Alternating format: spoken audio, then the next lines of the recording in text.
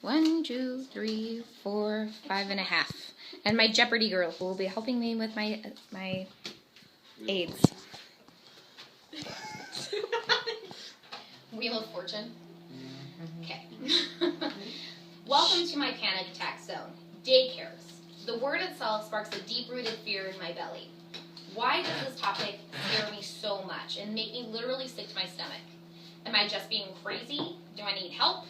Or do I need medication? Daycares overall are a pretty scary thing. Childcare is not only expensive, but it can also affect our children's behavioral patterns. Out of the population of Idaho, nearly 33% of Idahoans are enrolling their children into daycare. That means that there are thousands of parents who have run into this dilemma, to put them in daycare or to not put them in daycare. For this speech, I will be covering the cost of daycare not only on our wallets, but also on our children's mental well-being. In the state of Idaho, a parent, on average, for full-time daycare will pay about $5,834 for an infant and $5,059 for a child between the ages of 4 and 5. That altogether is about $11,000, over 33% of my annual income, and I am making well above and beyond minimum wage. Now, for parents who are working at minimum wage, this number can be devastating, nearly eliminating the income that they're earning while their children are being cared for. With the cost of daycare being so high, how many parents are finding that this is a suitable option? How many children are being entered into these daycare centers each and every year? According to the U.S. Census, 16% of babies underneath the age of 1 are enrolled in center-based daycare, while 23% of children between the ages of 1 and 2 are enrolled, as you can see in our pie chart. That altogether is more than 55,000 children attending daycare for more than 30 hours each and every week. That is a lot of children. And for all of those children, we have 589 daycare centers that are licensed, and 4% of those are nationally accredited. The ratio to me seems a little bit off. Now, the thought of somebody I don't know taking care of my babies is unnerving, to say the least. Because let's face it, who knows my babies more than the mama bear? And even though these people are required to pass drug tests and background checks, who's watching them while they are watching my babies? With so many parents deciding that daycare is the best option for them, I want to know now how this is impacting my children for the future. What are the mental repercussions? A study in 2007 indicated that children who are put into daycares from the age of 1.5 to 4 years of age show signs of increased violence, aggression, and disobedient outbursts.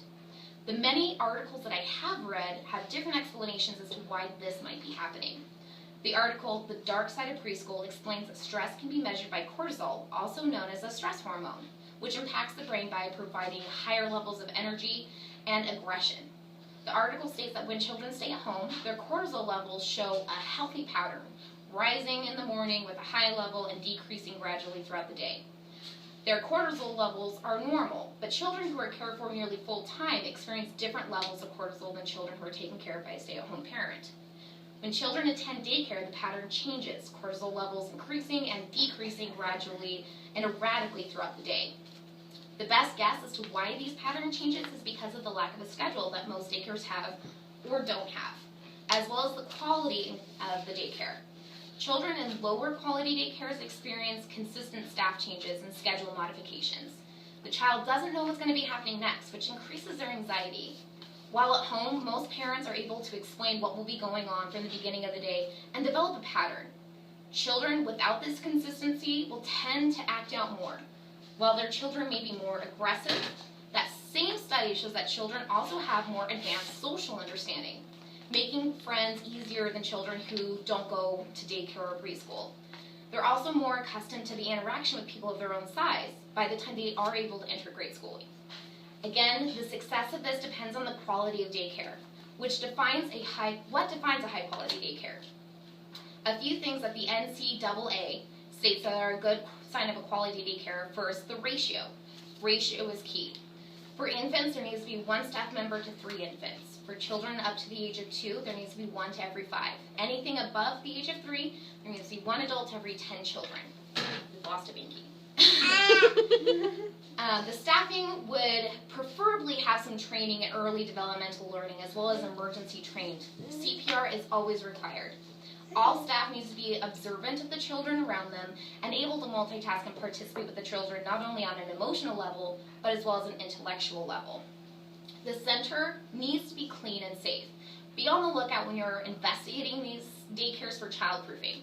Clean and organized play areas, and if applicable, a safe outside area with trimmed and clutter-free.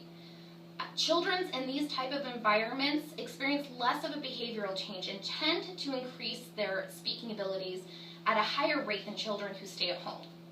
Children who attend daycare and teaching with teaching undertones also show advanced reading and writing levels once they do enter our schools.